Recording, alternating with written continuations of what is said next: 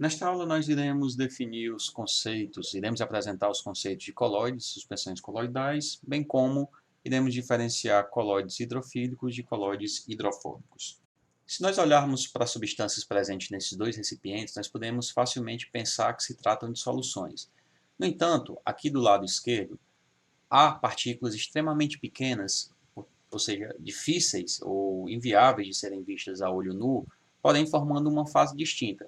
Se nós observarmos essa outra situação, em que do lado ou identificado pelo número 1 nós temos uma solução e do número 2 nós temos a suspensão coloidal, assim como nessa outra situação, nós visualizamos uma única fase. Então, somos levados a acreditar que se trata de solução ou de soluções. Porém, nesse caso aqui, ao incidirmos um laser, reparem que no recipiente 2, a gente observa a trajetória do laser, enquanto no recipiente 1 nós não observamos isso. O que explicaria tal fenômeno? O fato de existirem partículas pequenas aqui proporciona um espalhamento de luz e permite que nós consigamos visualizar a luz espalhada. Enquanto, no caso 1 aqui, as substâncias estão completamente dispersas, estão dissolvidas, formando uma solução. Daí, nós identificamos essa segunda substância aqui, ou esse segundo composto aqui, como sendo uma suspensão coloidal, ou seja, algo que aparenta ser uma solução, no entanto, tem partículas suficientemente pequenas para não se decantarem, porém grandes o suficiente para constituírem uma fase distinta. E é isso que nós chamamos de suspensão coloidal. E aí algumas perguntas vão surgir. Qual o aspecto dessas partículas? Por que os colóides são formados? Vamos ver um exemplo envolvendo o hidróxido de ferro. O hidróxido de ferro, quando formado, geralmente vai ter íons ferro sobre a sua superfície, portanto, gerando uma carga positiva, e com os íons, aqui nesse caso, íons cloretos no entorno. Uma situação parecida é mostrada aqui do lado direito, em que a gente tem uma partícula de hidróxido de ferro, só que com íons fosfato no seu entorno. Reparem que em ambas as situações, o fato das partículas serem carregadas vai desfavorecer a aglomeração entre elas. Em outras palavras, significa dizer que elas vão se repelir. Portanto, a tendência é que elas permaneçam estáveis em solução, ou seja, partículas pequenas sem formar agregação. Pelo fato de serem muito pequenas, elas vão permanecer lá dispersas. Outra propriedade interessante de suspensões coloidais é o fato de elas poderem ser formadas por surfactantes. Surfactante, que tem a origem do termo em inglês agente ativo de superfície, são compostos considerados anfifílicos, ou seja, aqueles que têm tanto grupos hidrofóbicos como grupos hidrofílicos. Aqui a gente tem uma representação de uma molécula que apresenta uma cadeia longa do tipo apolar, portanto um grupo hidrofóbico, aquele que tem repulsa à água, enquanto essa fração da molécula aqui é dita polar e, portanto, é hidrofílica, que tem afinidade por água.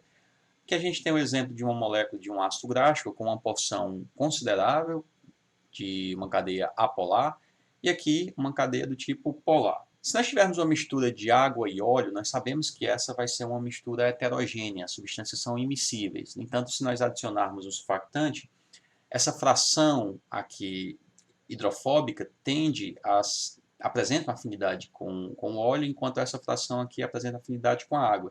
De modo que as moléculas de surfactante vão interagir formando micelas. Ou seja, o equivalente a pequenas partículas, onde você tem uma parte interna retendo o óleo, por conta da afinidade com a fração hidrofóbica da molécula. Nesse caso aqui a gente vai ter um conjunto de moléculas, enquanto na parte externa aqui nós observamos, por conta da interação entre a fração polar, ou seja, grupo hidrofílico do surfactante, e a água, uma outra interação. Então, se você experimentar fazer a mistura de água e óleo, certamente você vai observar a separação de fases. Mas se você adicionar o detergente, que tem uma estrutura semelhante, que é um surfactante, uma estrutura semelhante a essa, você irá observar facilmente que a substância tenderá a se misturar, não formando uma solução, mas formando uma suspensão coloidal.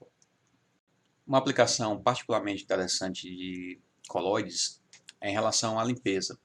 Aqui nós temos uma situação ilustrando sujeira sendo acumulada no tecido. Como a sujeira geralmente está associada com a presença de partículas hidrofóbicas, portanto difíceis de serem removidas apenas com água, passar água aqui no tecido não vai promover uma limpeza eficiente. Porém, se nós adicionarmos um surfactante na forma de sabão, detergente, nós vamos criar condições de fragmentar essa sujeira na forma de micelas. E essas micelas, como nós sabemos, poderão ser facilmente removidas com a adição de água. E aí nós podemos também trabalhar a questão dos colóides, levando em conta que eles podem ser tanto hidrofóbicos quanto hidrofílicos. Um colóide hidrofóbico se assemelha a esse que nós trabalhamos agora no exemplo desse processo de limpeza, onde nós temos como agente dispersante a água e pequena quantidade de óleo, pequena quantidade de gordura que vai interagir com o surfactante, porém se repelindo com outras micelas.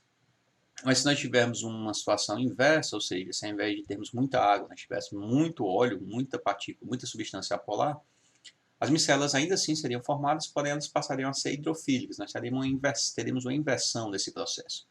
Isso só para citar alguns dos exemplos envolvendo suspensões coloidais.